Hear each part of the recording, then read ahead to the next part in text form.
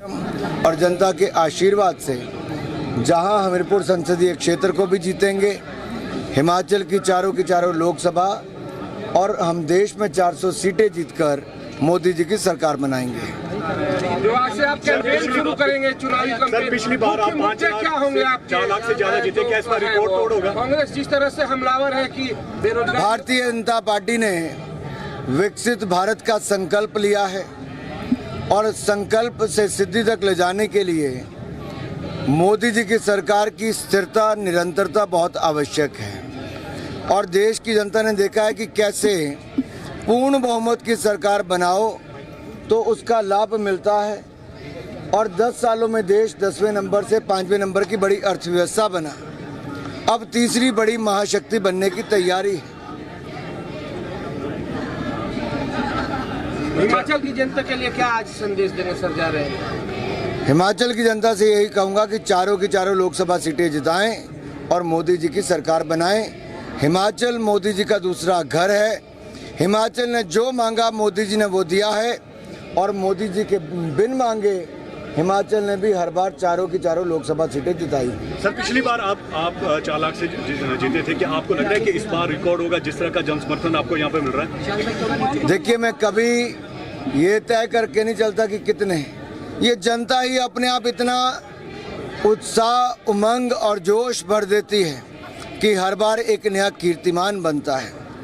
और इस बार भी आपने देखा विजय संकल्प यात्रा में उत्साह और जोश अद्भुत था, एक अलग ही नज़ारा देखने को मिलता था।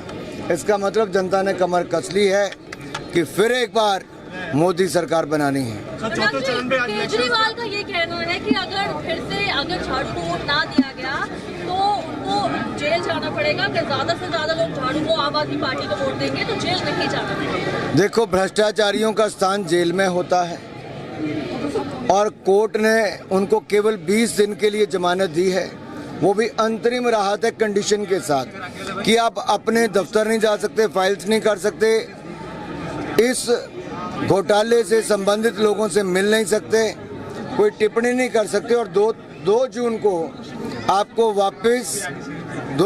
आपको वापस जेल जाना पड़ेगा। और कल भगवंत मान जी कितना मुस्कुरा के कह रहे थे कि 2 तारीख को अरविंद जी जेल वापस आएंगे।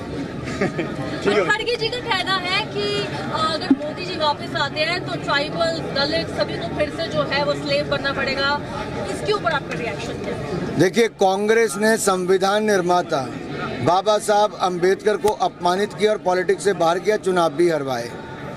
दूसरी ओर नरेंद्र मोदी जी की सरकार है जिन्होंने बाबा साहब के नाम पे पंचतीर्थ बनाए, संविधान दिवस मनाया और अधिकतर स्कीमों में 70% से ज़्यादा लाभार्थी SC, ST, OBC हैं, चाहे PM किसान सम्मान निधि हो या फिर मुद्रा योजना हो, आवास योजना हो, करोड़ों की तादाद में SC, ST लाभार्थी हैं। मोदी सरकार 10 साल देश में रही, 30 साल से हमारी सरकार गुजरात में है, 20 साल से मध्य प्रदेश में है, अन्य राज्यों में कई सालों से। हमने कभी ना आरक्षण को छेड़ा है, ना कोई बदलाव किया, ना आगे करेंगे। आरक्षण अगर SC, ST, OBC अगर किसी ने हक मारा है तो कांग्रेस ने 5% आरक्षण मार लिया और SC, ST, OBC का हक छीन लिया। बेरोजगारी पे क्या स्टैंड रहेगा? सर, युवा अगर आप पिछले कुछ वर्षों के आंकड़े देखेंगे, 2018 से 2024 तक 7 करोड़ 60 लाख लोगों ने EPFO में रजिस्ट्रेशन कराया। पिछले साल ही अगर आप पिछले 11-12 महीनों का आंकड़ा देखेंगे, लगभग 1 करोड़ 44 लाख से ज़्यादा रजिस्ट्रेशन और लोगों को रोजगार के अवसर मिले। लगातार देश की अर्थव्यवस्था आगे बढ़ रही है।